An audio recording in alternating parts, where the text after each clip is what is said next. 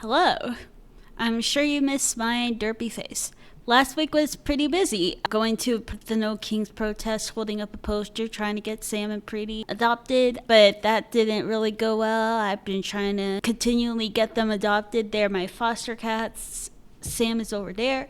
Life with them has been great. Third foster I've taken on. They're officially the longest fosters I've had.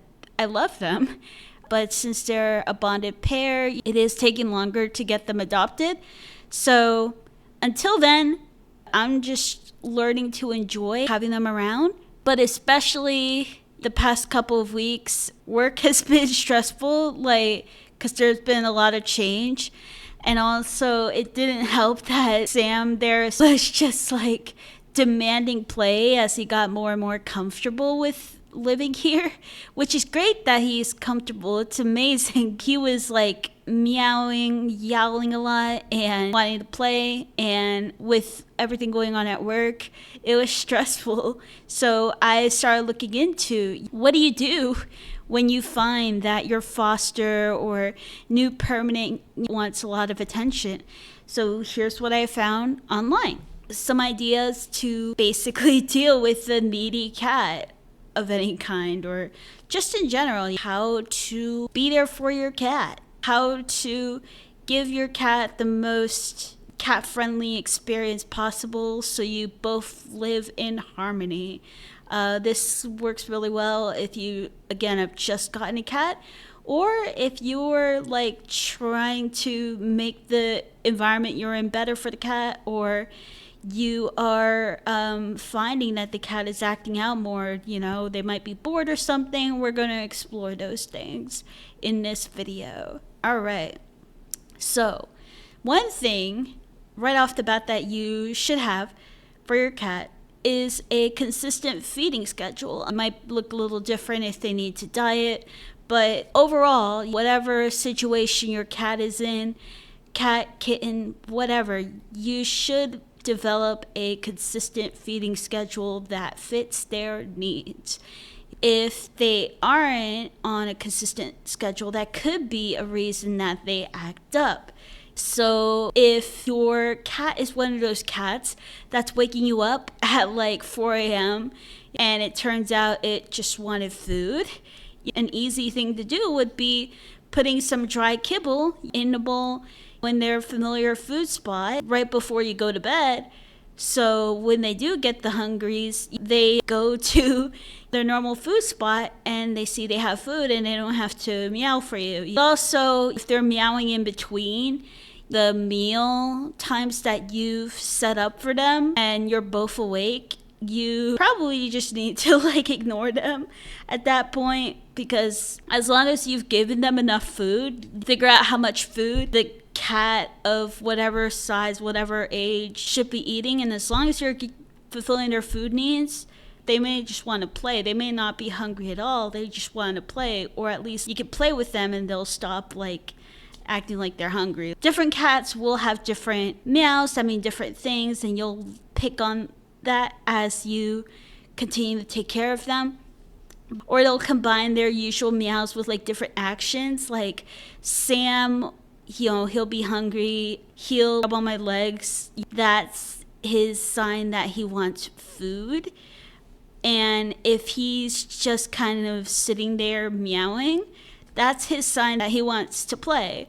If he sits in front of me and meows, that's him politely asking for permission to jump on my lap, even though my legs are too small for his big body, and he wants to just purr and cuddle there, which is really nice. So one thing that I had been struggling with too, aside from keeping Sam entertained, Preeti, a small ginger cat, she's usually very shy. She will come for pets, but the one time you can almost guarantee her hopping in is when I just cook a meal, or even if I heat up some takeout that I got and I bring it here to my desk, and she immediately wants to inspect it. She wants to sniff it. She wants to even start licking it most of the time.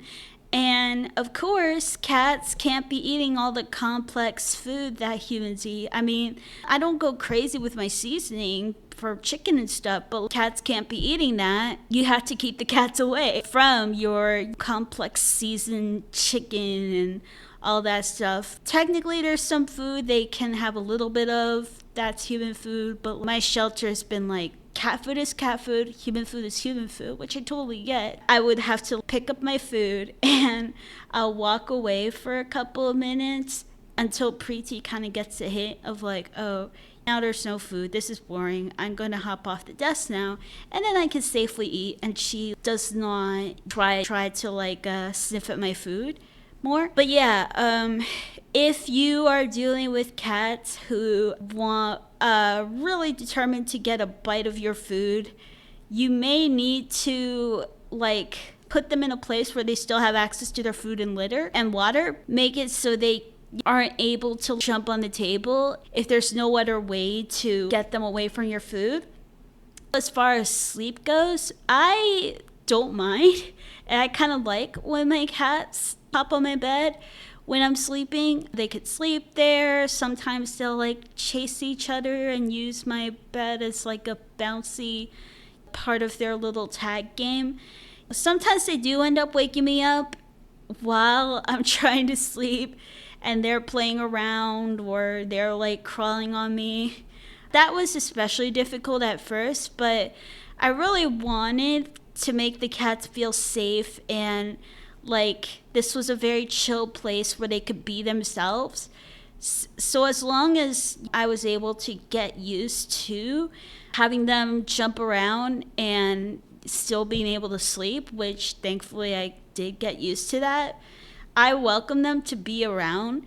But if that's not something that works for you, maybe you're allergic to cats or your significant other is allergic to cats or you just cannot sleep with them running around or you have too many delicate things that they could break, you should make sure they have access to their food and just make your room off limits if you're in a situation where letting them be in your room is not great. You don't want to keep them in a limited place like all day, every day, because that can feel like mentally punishing for them and it can end up being boring. Like Sam may or may not feel like he's being kind of limited on where he could go because he's so interested in knowing what is outside the apartment door. And of course, I can't let him do that. He actually got out one time and he basically just ran around and it was nighttime. So some apartments were bustling and he kept trying to meow at different doors. I was trying to catch him, but he was like zooming, so I could not catch him. And eventually he did panic, I guess, and huddle up in a corner. And I was able to pick him up and get him home, no problem. But he still wants to see what's outside the door, even though he got a good self-directed tour of the outside. As far as playing with your cat goes, entertaining cats looks different per cat. Samuel loves his laser tag games. That's what he's trying to get me to do when he's getting my attention, is playing the laser tag games with this little guy. And he just chases after the laser, classic cat thing. Preeti has no interest in that. In fact, she has swatted Samuel because he'll be running around like crazy when she's trying to do her own little exploring. And then she's like, yo, get out of my way. What are you? Stop being a fool. She will play with the little balls that I got that I thought were only for kittens. She loves cat treats. Sam is kind of like, what? Why are you giving me this? It takes Sam longer to get the hint of like, oh, these is extra food. I guess he finds it weird that I'm giving him food from my hand, or I'll put it on the ground and he's still like, what is this? Anyway, this is more rambly than I thought this would be, but I mean, it's great because I'm basically telling you about my own experiences. It's a nice little podcast kind of feeling. Another thing to consider when you're trying to develop a good routine for your cat is do not reward unwanted behavior. So I don't wear headphones, I live alone, and so I'll take my meetings and Sam and Preeti will hear the other people. And Sam will want to play at times when I have a meeting going on. And obviously that's not a time to play. So I cannot play with him. And I just sort of ignore him, hoping that he gets the picture that, like, if people are talking, you're not going to be playing. Or at least he understands that, like, yelling won't always get you a play session. Hoping that he can get an understanding for that. I mean, if people with more experiences with cats have advice about this, I don't know, that'd be great. Put it in the comments. If your cat is like meowing a lot and it's just them trying to get attention, you could put them in a separate space and kind of like close the door, making sure they have like their litter, their food, their water. Don't do it too much because it can start feeling like punishing.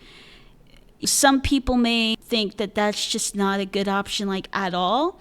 It's really up to you to look into the pros and cons of that and see if that's something you want to kind of implement or at least try with your cat to see like what effects it has, and stop if it's, starting to really affect your cat negatively. So going back to when Preeti has the interest she does in my food, I have been able to in the past just kind of like put my hand in between her and the food, and I'll let her still smell it. I don't want to come off I'm really trying to like restrict her. I can't let her eat anything, but I can let her like smell it. But if she keeps trying to like get over my hand, then I have to kind of be like, okay, I need to separate you from the food. But yeah, so sometimes she'll just sniff it and then go away. Maybe she doesn't like whatever. Sometimes I do have to kind of like get up and distance the food from her. So, yeah.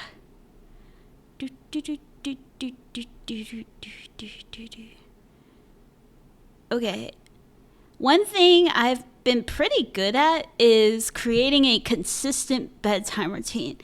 I used to kind of roll my eyes about when people said, oh, you should always try to go to sleep at the same time every day, because that felt boring to my ADHD brain. I'm just going to be honest. I would try different things to at least control when I went to sleep. I would change the time every day, but I would like try to like commit to a time at least that I would go to sleep. But I've found ever since I started fostering cats, especially with Benjamin, my second cat, he kind of really depends in a sense on me going to sleep at a regular time. Cats really love routine. If you've watched any Jackson Galaxy video, I'm sure he's mentioned it thousands of times. And it's true. Like, my cats, Benjamin and now Samuel and Preeti, they wait for that time when I start putting my computer to sleep, brushing my teeth, watching that one episode of anime, and then going to bed, as well as waking up around the same time every day and getting them food. They expect those things to happen. It's not just about me and what I want and what silliness I'm up to. It's about what they want. And that's good. It's good to just be there for your cats and give them that sense of safety by providing that routine for them. As you fall in love with these cats, even if you're just fostering them, you want to do right by them and you want to give them that routine they need since it's so important for them. If you want your cats to be in your room, or at least you want that to be an option available for them, the other obvious option is taking out any fragile things you're afraid they can break, putting them elsewhere so the cat can't get to them. It's a good idea to, in your room or anywhere else that has a window with a sill, get a cat pillow. So you can put a cat pillow or a cat bed in that window so they have a comfortable place to sunbathe. Sam and Preeti both love the window behind these computers.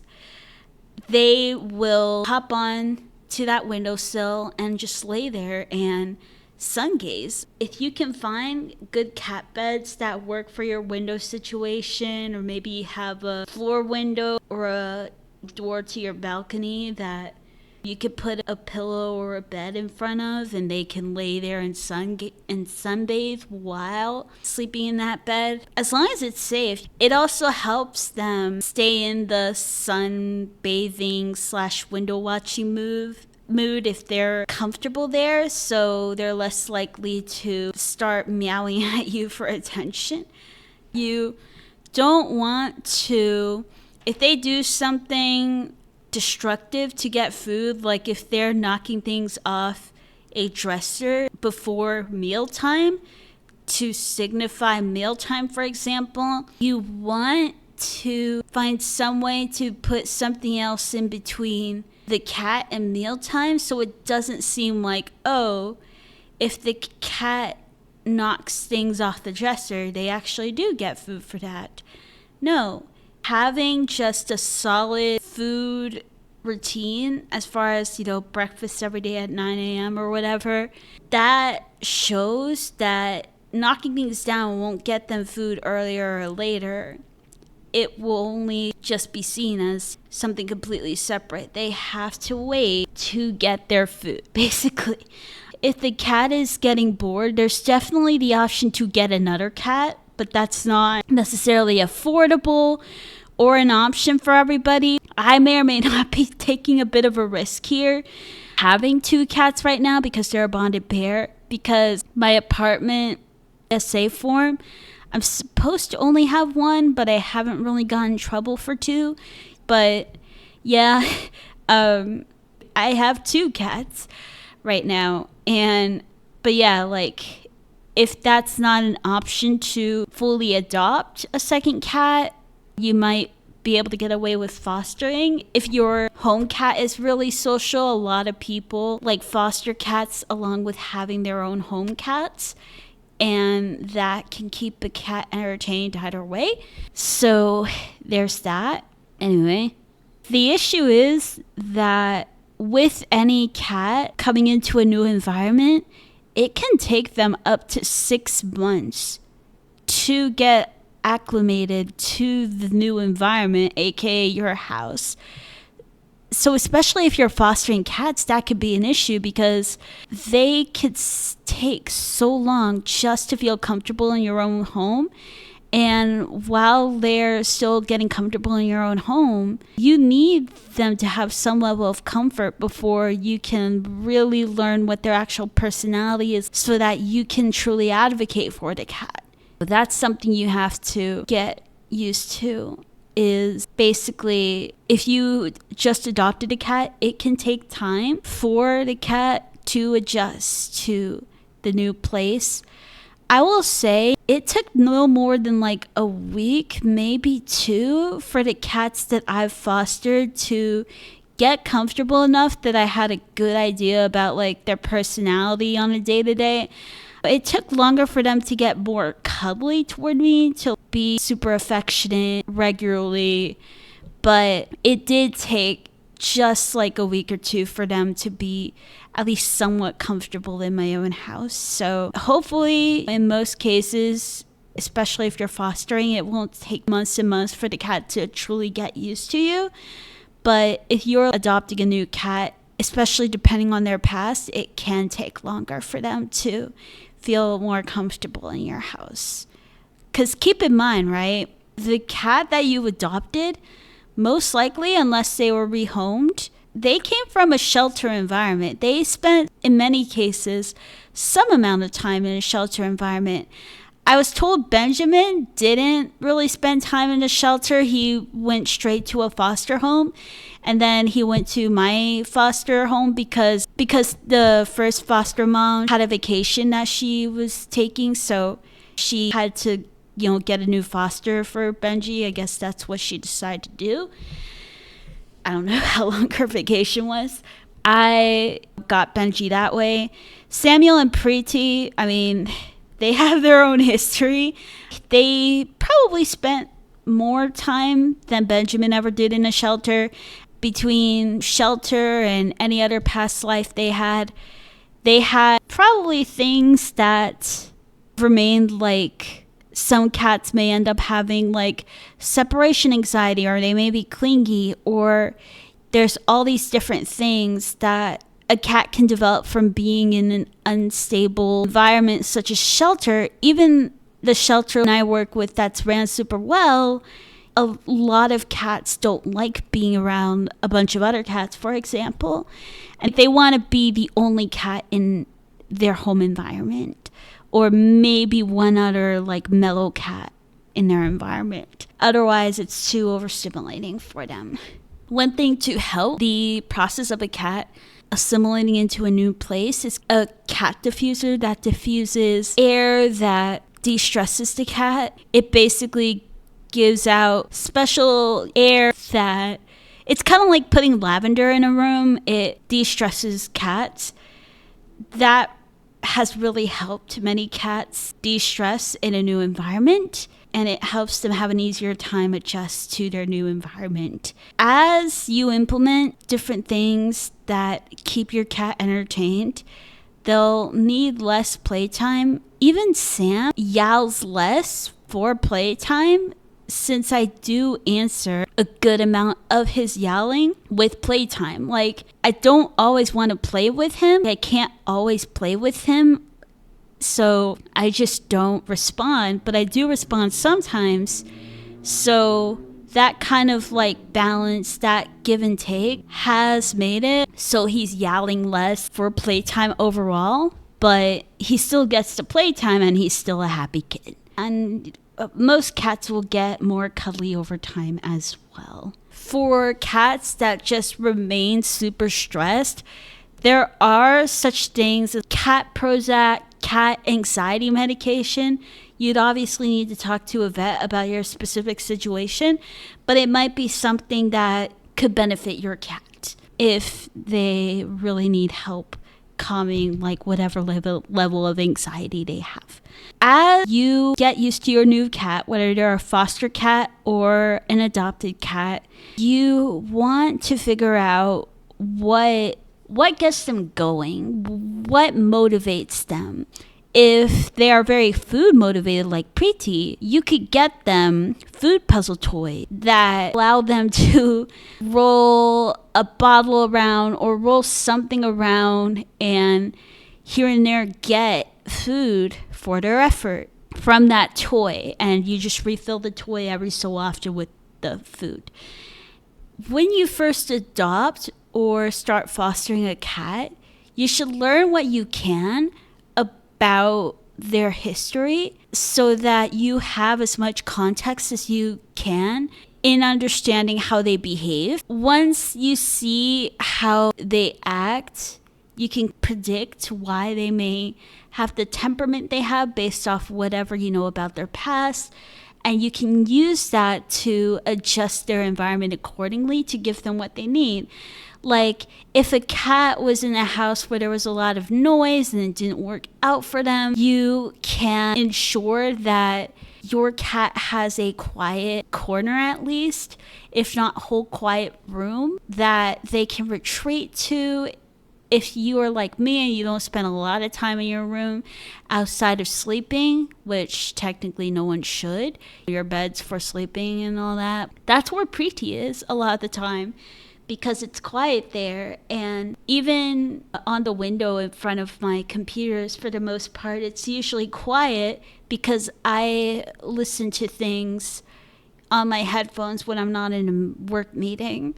So figuring out how to adjust your environment to help the cat with with adjusting to whatever they need based off their past can really help them feel more secure more quickly in a new environment. Or just even if you've had the cat for a while, if you can learn about their past before meeting you, you can adjust their place so there's nothing or as little as possible potentially triggering difficult things from their past, basically. You definitely always want to reinforce good behavior. For example, I'm not sure if you could see it, but I just got some cat scratching posts that were giveaways.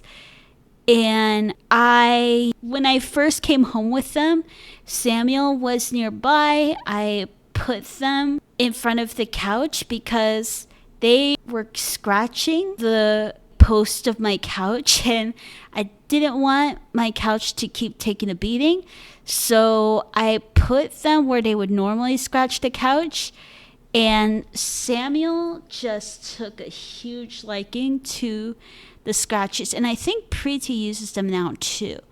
I would have to make sure. But when Samuel immediately jumped onto the cat scratcher and used it appropriately, I gave him some treats. Even though he's not the most treat motivated cat, if you're struggling with them scratching things you don't want them to, is when they're scratching what you don't want to, you can try to lift them and take them to the scratch post. And that should, especially over time, get the message through to them that like, oh, I don't scratch that thing, I scratch this thing. And it's very satisfying. Scratch, scratch, scratch, scratch, scratch. If another thing you can do, redirect their attention to maybe playtime or give them a treat for stopping behavior. You want to make sure that they fully stop whatever behavior before you give them the treat so that you are not rewarding the bad behavior, but the stopping of the bad behavior. As always, if you want to give further tips or correct anything I've said in this video or any of my videos, please put them in the comments. The big theme that you have seen through this video, hopefully, is that cats just get bored and have a lot of energy. The objective we as cat owners or cat fosters have is to redirect that energy and boredom into positive things so that we can coexist, have fun together, be a loving family for however long we are a family. A variety of toys will keep them stimulated. I mean, I don't have a lot of toys, partly because they don't seem entertained by wands, but I know there are some cats that love wands. I do play with them, engaged whenever I play anything with them. I'm fully engaged. I'm not looking at my phone. They just seem unimpressed by cat wands. So you have to have a variety of toys, not just to keep a single cat entertained, but to ensure that you have things that keep any cat interested at all. Some cats you will find, especially if you're fostering and interacting with a lot of cats, some cats just don't get along with any toy, or at least they don't get along with most toys. They just want to be around their human. They want to play with their human themselves. Like you'll see some people, it's not recommended, but you'll see some people play with their cats, but the cat biting the human's hand, the human wiggling hand, and it's like play fighting that they enjoy. Just in general, some cats just want to be around their humans and aren't very interested in playing like at all in the traditional sense. Like Benjamin was just a lap cat. He just wanted to be on somebody's lap. Well, my lap. He would hide when I had other people over. So yeah, there's that. One way you can see without too much commitment is having a second cat will like really help keep your cat entertained and not feeling lonely is to foster a cat, especially if you can foster them temporarily, because sometimes shelters will need temporary fosters to foster a cat while they get a more permanent situation in place. Sometimes you're fostering them until somebody comes along who wants to adopt them. Either way, fostering is a temporary thing, and you, through however long you have that foster cat, can see if your home cat gets along with a new foster cat. If they get along and you can afford to adopt a second cat, then you can adopt a second cat. Otherwise, if you find the cat likes being around other cats, but you can't necessarily afford housing fully another cat right now, you can continue to foster different cats as long as your cat is open to meeting new cats occasionally. You can just keep fostering cats until a time comes that you can afford to fully adopt another cat. If you've tried multiple of these things and nothing seems to work, you can consult a professional cat behavior expert. You can watch other videos from people like Jackson Galaxy, who can provide other tips for you to try to take care of these cats the best way possible. In general, cats are going to build their nap schedule around when they know you are most available.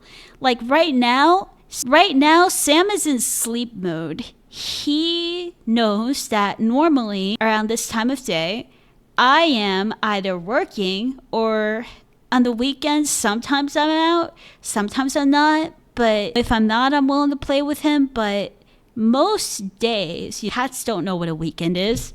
Most days around this time of the day cycle, he knows I'm awake, but not really able to play. Same for Preeti, basically.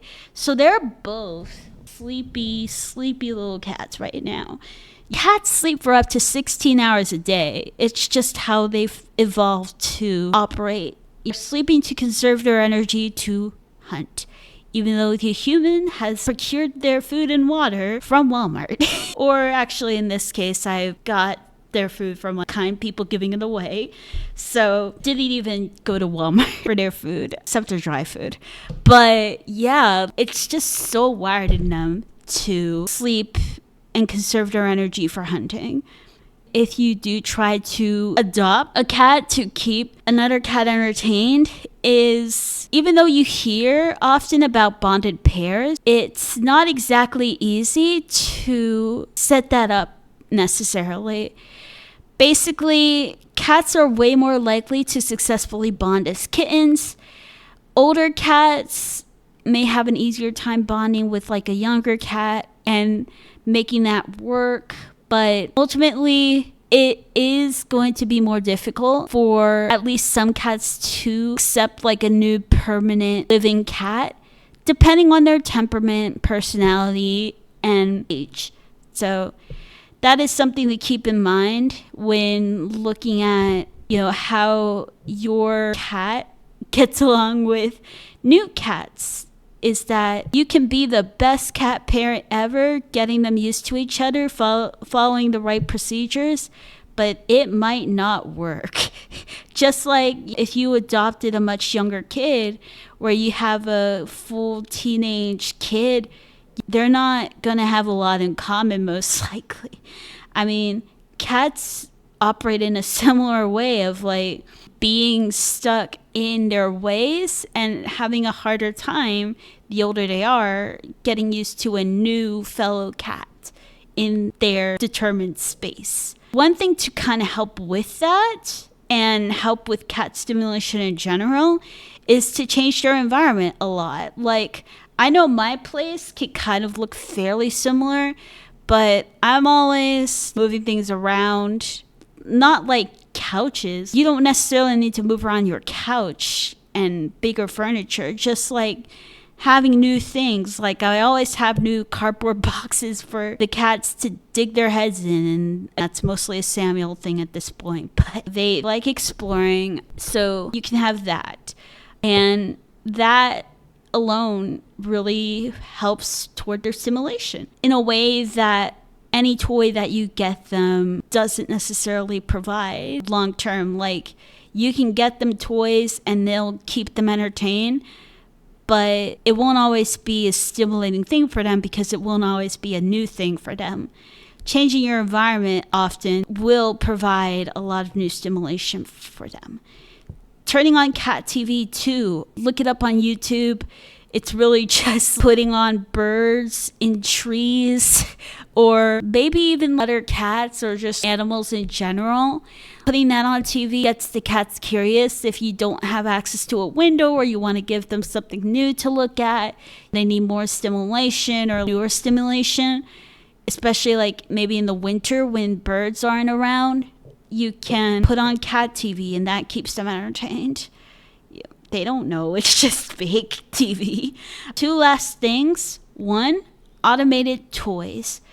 They might look like the little balls that like move around on their own once they have like batteries put in them. I have this robot thing that works as a laser pointer, a wand holder, and also I think it can throw balls. I don't know. If you've looked at cat toys, you've probably seen some version of it. I need to set it up. I just cannot manage my time for the life of me. ADHD fun. But yeah, automated toys like that, especially if you can't always play with your cat because you're working, will really help keep your cat stimulated. Those toys know how to simulate a good prey-predator game where it's not super predictable, where the laser light or whatever is going to go next. So that really keeps the cat stimulated. And lastly, if you have ceiling fans, you can put toilet paper strips on those fan things and turn on the fan, and that works as a giant wand if the cat likes the wand toy. Or maybe if they don't like the wand toy, they might like the bigger version. Either way, you can give it a try if you have any kind of ceiling fan. Anyway, thank you for watching this long, rambling list where I talk about different things to keep your cat entertained and stimulated so they're not acting out. Like and subscribe and ring the bell if you like having me in the background. Tell me about how you keep your cat entertained or what you're struggling with keeping your cat entertained. And I'd love to talk about it in the comments and maybe even make a video that connects to this topic. Yeah, subscribe if you like it. Let me know what you think, anything you'd like to see me improve on. And there's been cat hair, I think, on this. Anyway, thank you for watching.